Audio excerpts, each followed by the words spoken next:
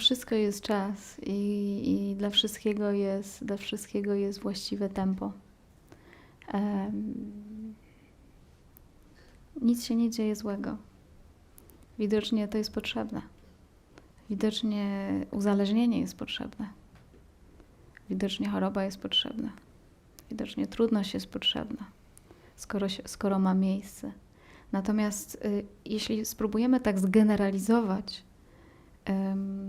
zgeneralizować swoje spojrzenie i swój pogląd, ja na przykład swój oświecony, powiedzmy mój oświecony pogląd zastosuję dla wszystkich nas i powiem wam jak trzeba.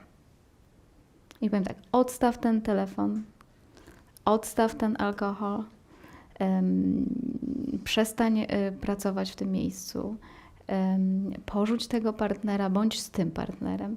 I te wszystkie rzeczy powiem, bo tak jest dobrze. Bo ja wiem, jak jest dobrze.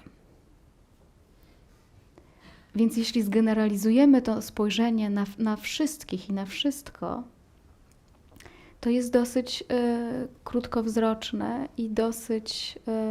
mimo, że czujemy, że tak jest i w tym jest prawda, co mówisz, w tym jest prawda, co mówisz, ale niezbadane są wyroki boskie. To Bóg tutaj działa. I On wie, co robi. I On daje to, co trzeba.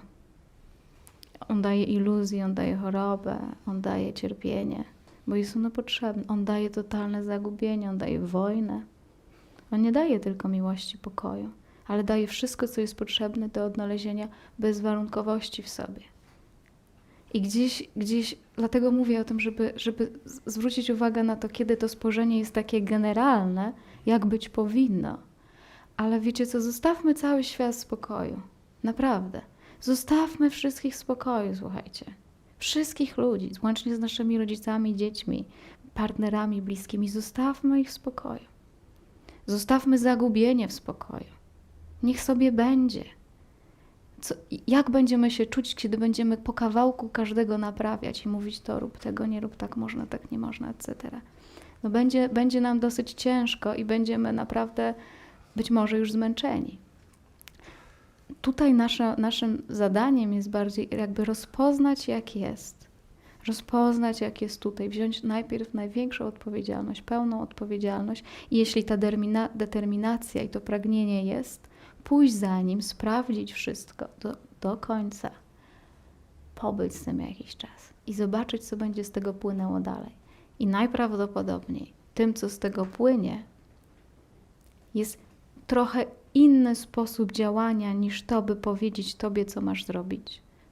Tobie powiedzieć, gdzie masz pójść, co jest dla ciebie dobre, co jest dla ciebie niedobre. I to idzie wtedy z innego, to idzie z takiego miejsca, w którym nie powiesz, zanim nie zostaniesz poproszony o to. Zanim ktoś do ciebie nie zapuka, to ty nie powiesz, bo nie masz, jakby nie czujesz nawet w sobie prawa do tego, by móc komuś powiedzieć, co trzeba zrobić. Wiesz, przyszedłby tutaj na przykład ktoś, kto byłby w bardzo ciężkim stanie psychicznym, nie wiem, uzależniony od heroiny i w bardzo, bardzo trudnych warunkach życiowych. I siedziałby tutaj z nami na przykład na satsangu. I wszyscy moglibyśmy sobie powiedzieć, o Boże, o Matko, jakie to straszne, jakie to trudne, dlaczego tak jest, chodź z nami, zrób to, zrób tamto. Ale skąd my możemy to wiedzieć? Jakby całego świata nie jesteśmy w stanie skontrolować. Świat w tej chwili doświadcza bardzo dziwnych i trudnych momentów w wielu przypadkach, prawda? I widocznie tak ma być, bo tak jest. Więc zanim nie zostaniemy poproszeni, nasza energia do tego, by coś zrobić, jest w pewnym sensie energią własną, prywatną. Która jest moja i to jest moje zrozumienie świata, które spróbuję na ten cały świat przełożyć. Tego typu ideologie są bardzo niebezpieczne. Tego typu ideologie mieliśmy, wiecie, wiele wojen z tego powodu ideologii. Z powodu ideologii religijnych mieliśmy mnóstwo wojen, dlatego że zrozumieliśmy piękno nawet i zaczęliśmy chcieć je wdrażać. To poszliśmy na krucjatę, żeby wszystkich nawrócić, żeby myśleli tak jak my, bo tak jest dobrze, bo jest jeden Bóg. i my rozumiemy go w taki sposób. Natomiast obudzenie się jakby jest, wiecie, jest potrzebna niesamowita, jakby to powiedzieć, niesamowita cierpliwość tak naprawdę. Ponieważ nawet jak nasz duch zaczyna się budzić i jest coraz bardziej współczujący, to nasza też psychiczna, ludzka energia temu towarzyszy i ona chce pomagać. Ale zanim zaczniemy światu pomagać, musimy tę niecierpliwość wytrzymać.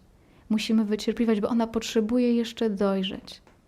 I dopóki nie znajdziemy w sobie jakiegoś takiego głębszego pozwolenia, głębszego zrozumienia i wytrzymamy tę niecierpliwość, nasz ruch, który zechce pomagać światu, nie jest ruchem dobrym. Jest ruchem zabarwionym moją wizją świata, jest zabarwiony moją indywidualnością. I de facto nie przyniesie też takich owoców, jakich byśmy chcieli. Jeśli my próbujemy kogoś na siłę zmieniać, to jeśli powiemy komuś, co ma zrobić, ta osoba nie odbierze tego z miłością. Odbierze to, wiesz co, daj mi w ogóle spokój, idź sobie stąd. Nie chcę twojej pomocy. Natomiast jeśli my przemieniamy się, jeśli my się transformujemy, my zaczynamy rozumieć głębię życia, to zaproszenie ze świata przyjdzie w taki sposób, że ludzie będą poruszeni tym, co się z tobą dzieje. Będą poruszeni po prostu tobą, nie dlatego, co robisz, co mówisz, co zdziałałeś, tylko po prostu będą naturalnie do ciebie przyciągać. I wtedy, kiedy oni ciebie zapytają, co zrobić, być może odpowiesz. Na pewno będziesz też jakby z innego miejsca przyjdzie odpowiedź.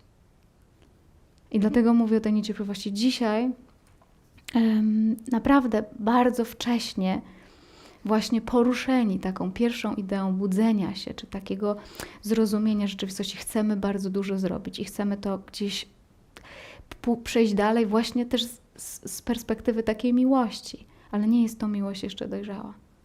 Dojrzała będzie wtedy, kiedy będzie pozbawiona jakiejkolwiek motywacji, kiedy tej motywacji nie będzie, kiedy będzie czysto, kiedy przyjdzie zaproszenie ze świata, pojawi się odpowiedź.